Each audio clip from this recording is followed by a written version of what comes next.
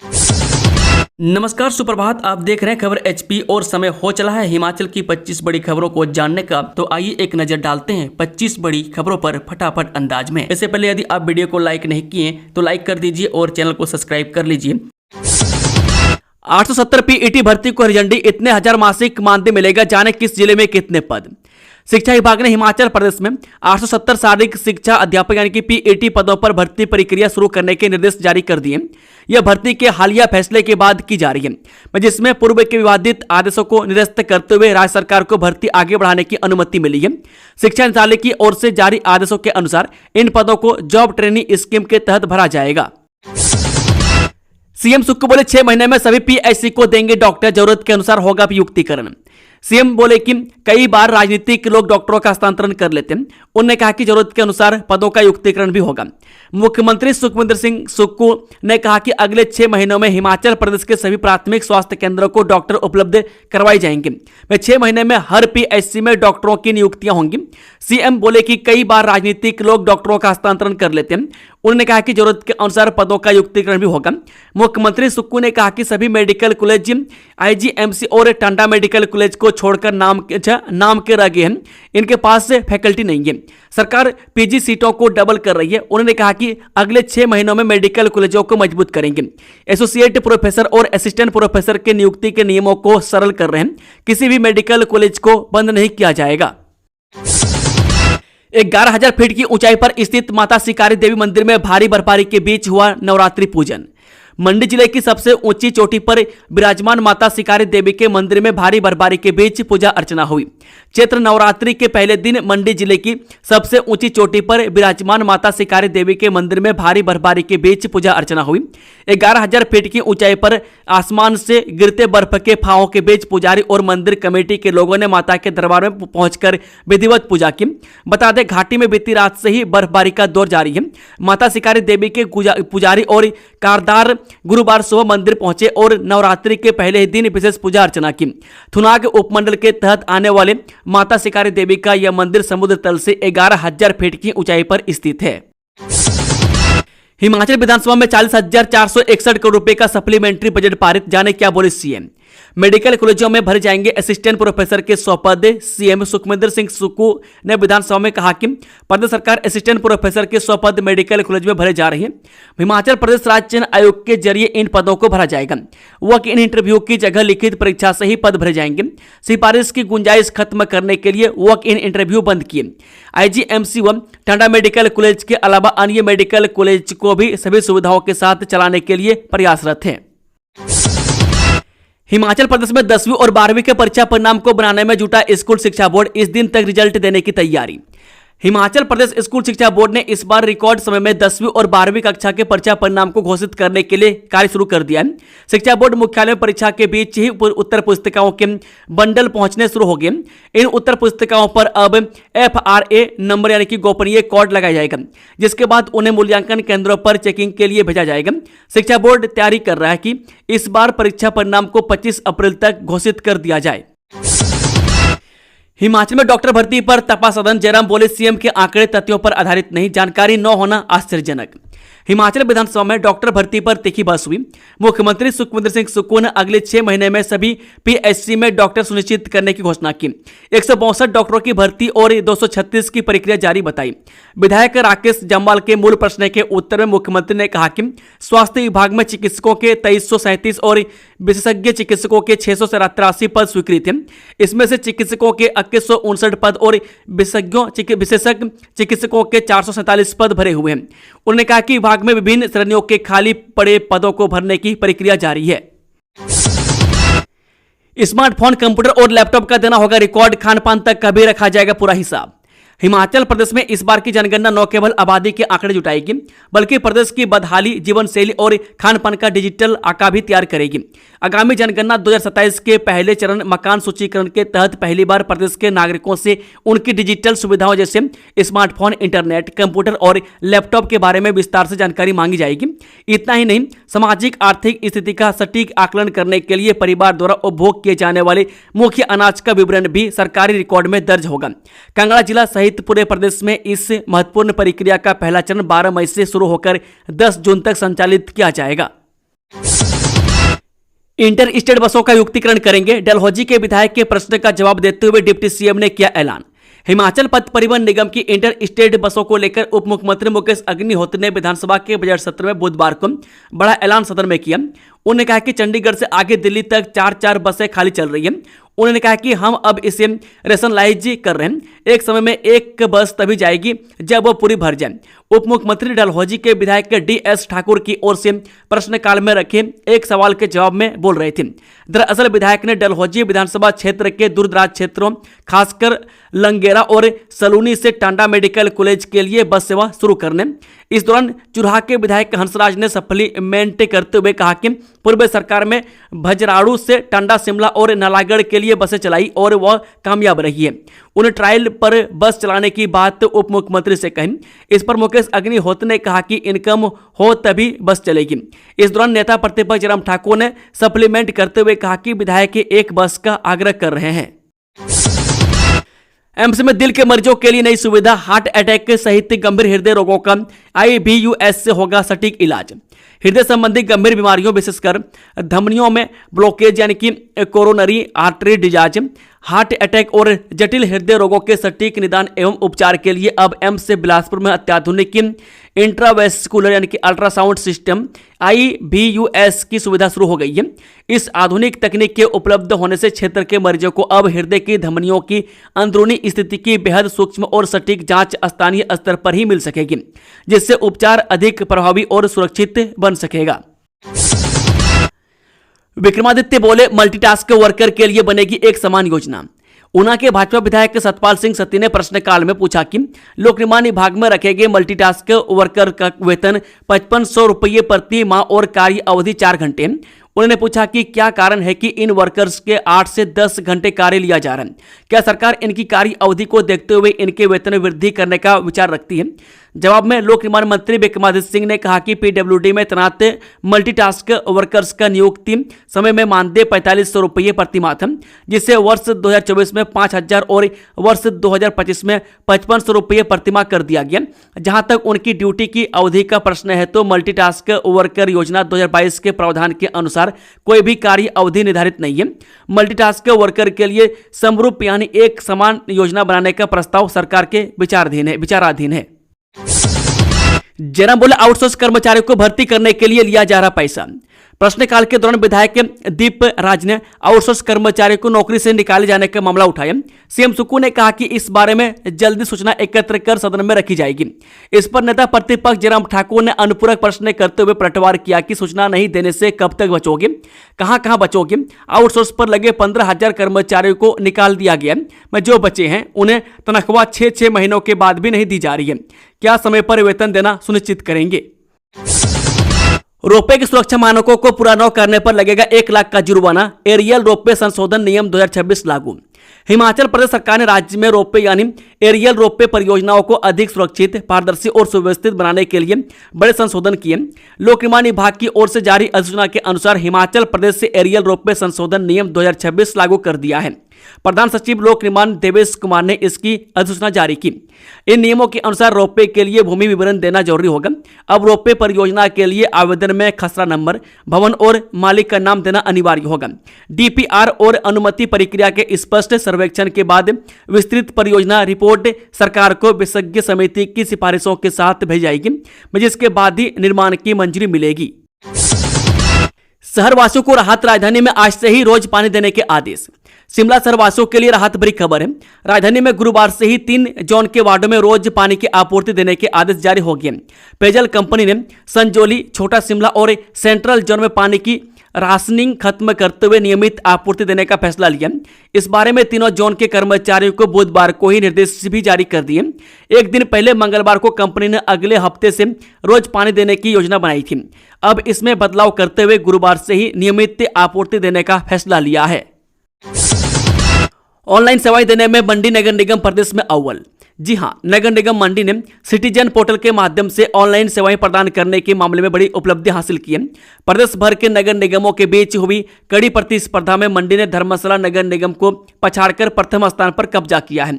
इस पोर्टल के जरिए अब शहरवासी संपत्ति कर के भुगतान, NOC, विभिन्न प्रमाण पत्र और अन्य अनुमतियां घर बैठे आसानी से प्राप्त कर रहे हैं। हिमाचल के इस जिले में गैस सिलेंडर को लेकर डीसी ने दिए सख्त निर्देश। जी हां, शिमला जिला में गैस सिलेंडर की आपूर्ति के लिए उपायुक्त अनुपम कश्यप ने वीरवार को गैस आपूर्ति करने वाली कंपनियों के साथ वीडियो कॉन्फ्रेंसिंग के माध्यम से समीक्षा बैठक की।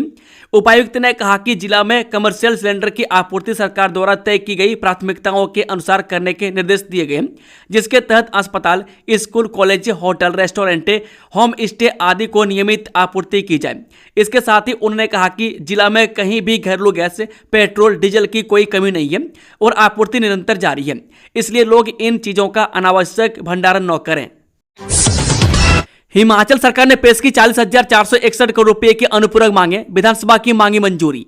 हिमाचल प्रदेश सरकार ने गुरुवार को वित्त वर्ष 2025-26 के लिए 40,461 करोड़ 95 लाख रुपए के अनुदान की अनुपूरक मांगे विधानसभा में पेश की।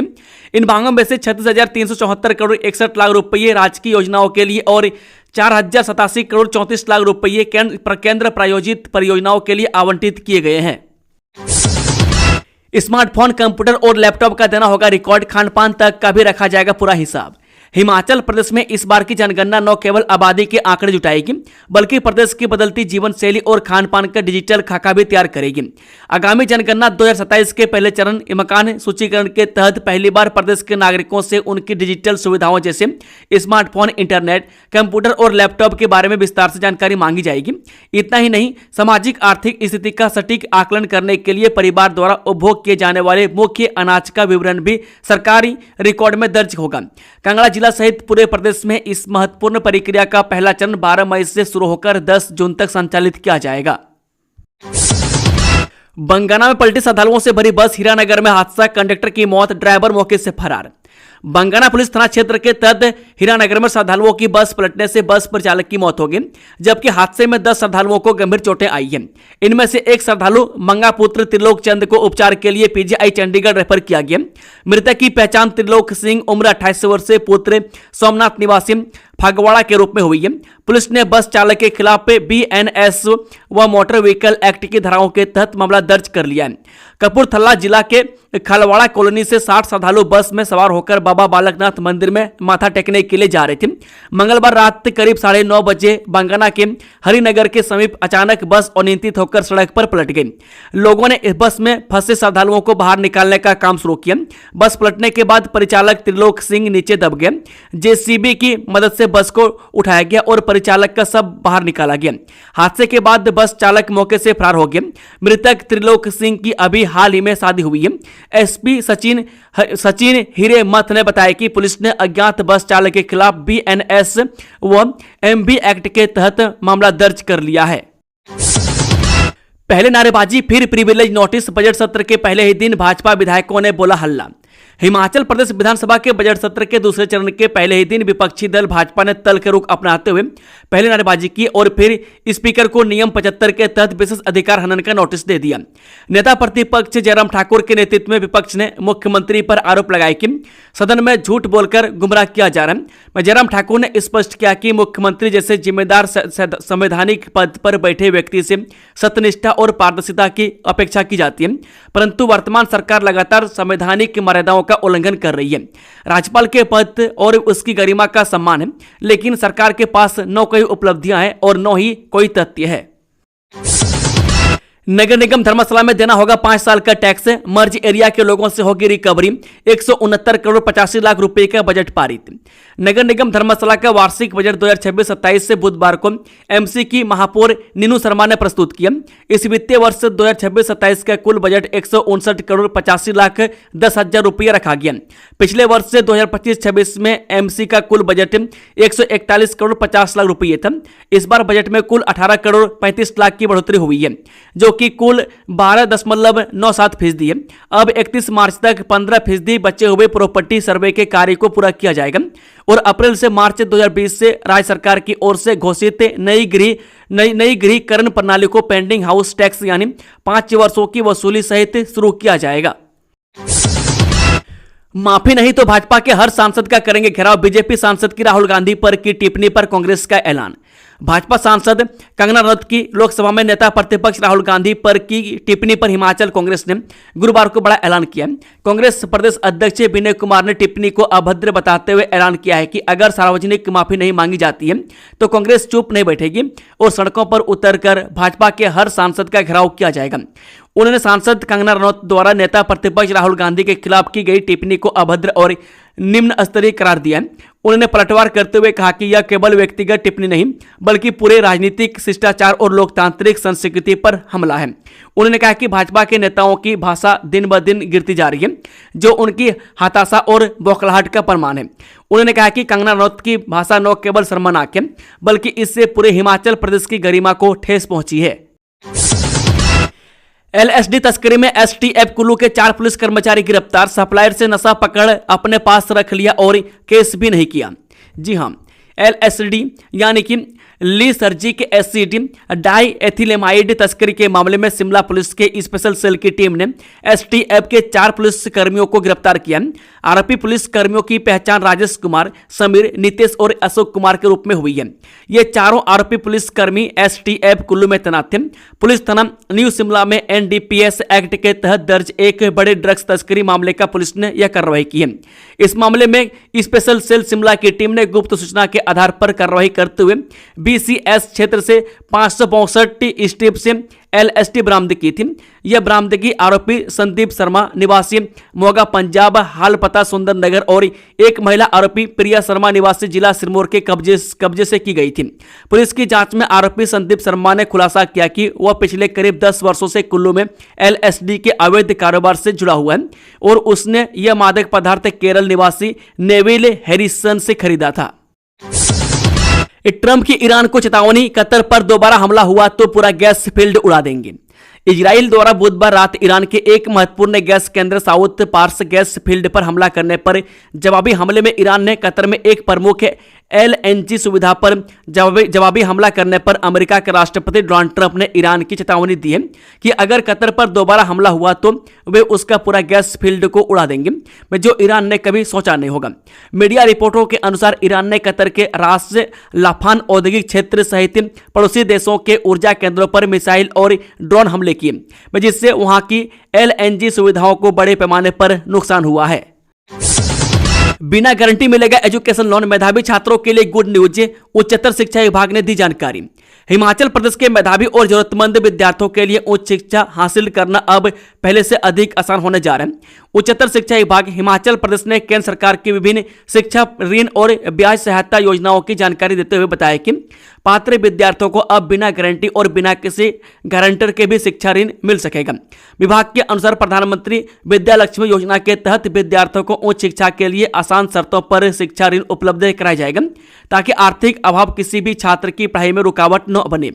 Credit guarantee fund scheme for education loan के तहत 7.5 लाख रुपए तक के शिक्षा ऋण पर 75% तक गारंटी कवर भी उपलब्ध है, जिससे छात्रों को बिना संपत्ति गिरवी रखे ऋण लेने में सुविधा मिलेगी। उच्चतर शिक्षा विभाग की अधिकारी कमलेश कुमारी ने कहा कि राज्य सरकार और विभाग का प्रयास है कि प्रदेश का कोई भी मेधावी विद्यार्थी आर्थिक तंगी के कारण उच्च शिक्षा से वंचित न रहे।